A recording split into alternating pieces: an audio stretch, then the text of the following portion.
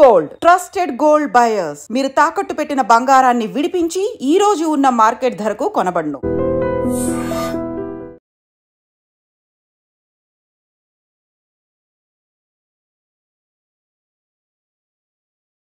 మద్యం ఎంత పనైనా చేయిస్తుంది. ఇది అత్యంత డేంజరస్ వ్యసనంగా కూడా మారిపోయింది. చాలా మంది యంగ్స్టర్స్ కూడా ఈ మధ్య కాలంలో ఊర్లలోకి మీరు వెళ్తే బెల్ట్ షాప్లు ఇవన్నీ కూడా ఎక్కువైపోయిన పరిస్థితి. అట్లాగే మద్యం అలవాటు లేనటువంటి వాళ్ళు కూడా చాలామంది లేరు అనేది కూడా ఏకంగా తల్లిదండ్రులే చెప్తున్నటువంటి విషయం.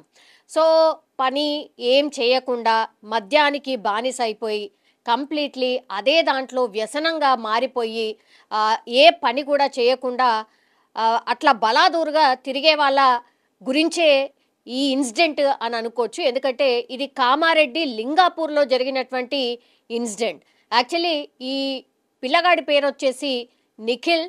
కేవలం 24 సంవత్సరాలు మాత్రమే.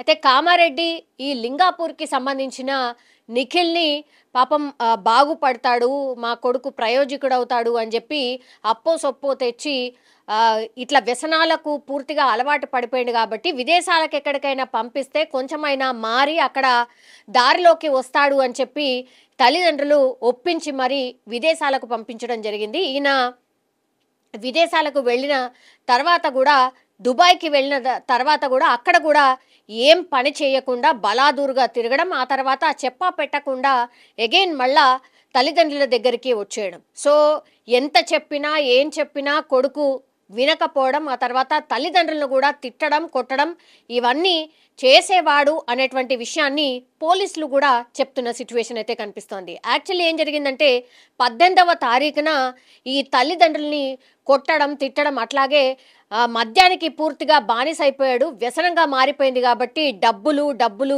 ఎప్పుడు చూడు డబ్బులు కావాలని అడగడం, ఎంత చెప్పినా అర్థం చేసుకోకపోవడం, ఏమన్నా గట్టిగా అంటే తల్లిదండ్రులను కొట్టేవాడు నిఖిల్ అనేటువంటిది కూడా ఇప్పుడు పోలీసులు నిర్ధారించినటువంటి పరిస్థితి. తండ్రి ఇంకా ఎంతకాలం అని వెయిట్ చేస్తాడు, ఇంకా ఎంతగాని ఓపిక పడతాడు. సో ఆయన వల్ల కూడా కాక మొన్న 18వ తారీఖున ఆయనను ఒక దొడ్డు కర్రతోని కొడుకుని నిఖిల్ని తలపైన కొట్టడం జరిగింది. తీవ్రంగా గాయపడినటువంటి నిఖిల్ని అగైన్ తల్లిదండ్రులే హాస్పిటల్కి తీసుకెళ్లి జాయిన్ చేసి కుట్లు అన్ని వేసిన తర్వాత మళ్ళీ ఇంటికి తీసుకొచ్చిన పరిస్థితి.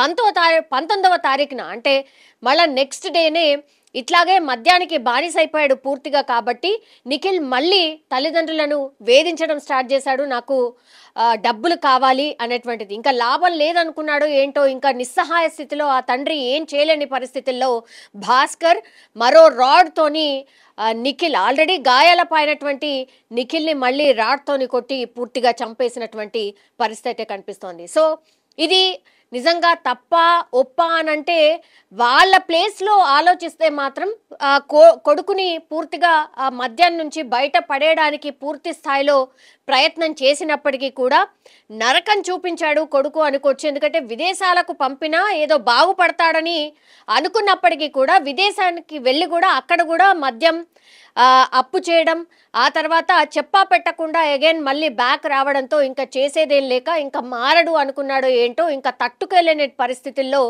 తండ్రి కొడుకుని చంపినటువంటి ఘటన ఇప్పుడైతే కామారెడ్డిలో జరిగినటువంటి పరిస్థితి. చాలామంది అయితే అటు తల్లిదండ్రులు ఇంకేం చేస్తారు మరి, కొడుకు చేసే ఇట్లాంటి పనికి వాళ్లకు ఇంకా దారి లేక అలా చేసుంటాడు అని కొంతమంది కామెంట్ చేస్తున్నారు.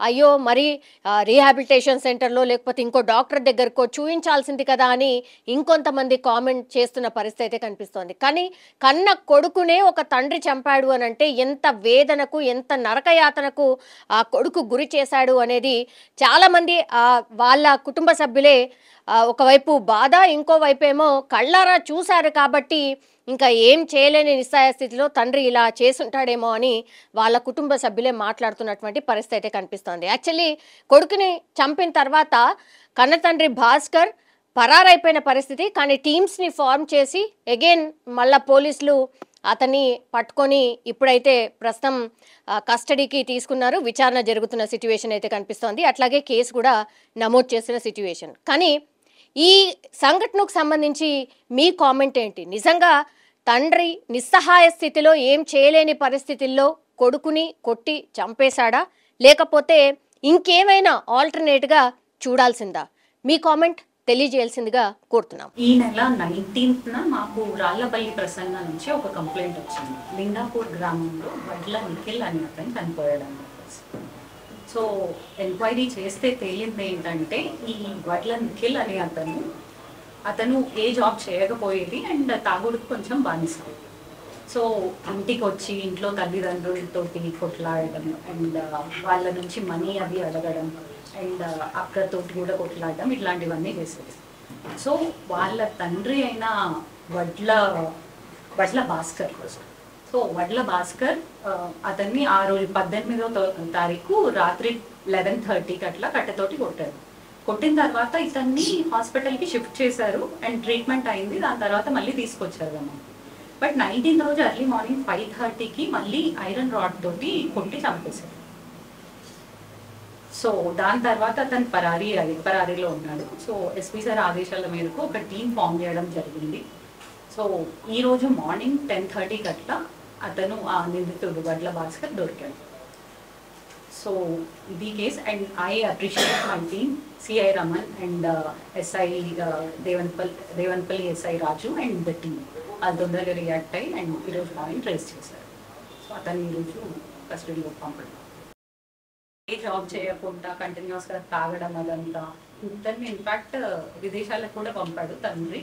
బట్ అతను అక్కడ కూడా జాబ్ చేయకుండా వెనక్కి వచ్చాడు అండ్ తల్లిదండ్రుల్ని కంటిన్యూస్గా కొట్టేవాడు, తిట్టేవాడు, అదంతా చేసేవాడు.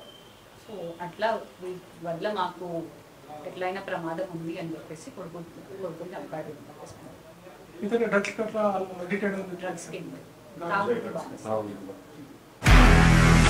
నిజంగా ప్రస్తుతం ఉన్నటువంటి సమాజం దేనికి ప్రయారిటీ ఇస్తుంది? ఆర్థిక సంబంధాల చుట్టూ మాత్రమే తిరుగుతుంది. మళ్ళీ ఎన్నికలంగానే చాలా విరక్తి కలుగుతాను. మంచి అనిపిస్తుంది కదా, లేడీస్ కూడా ఛాలెంజింగ్ జాబ్స్ చేసినప్పుడు చాలా బాగుంటది. ట్రాఫిక్ అసిస్టెంట్స్ గా నియమించిన ట్రాన్స్జెండర్స్ అందరితో సాల్యూట్ చేయించుకుంటున్నారు. ఫుడ్ డెలివరీ ఇవ్వటానికి వెళ్ళినటువంటి డెలివరీ బాయ్ అనిల్ పై కళ్ళ ముందు పెళ్ళండు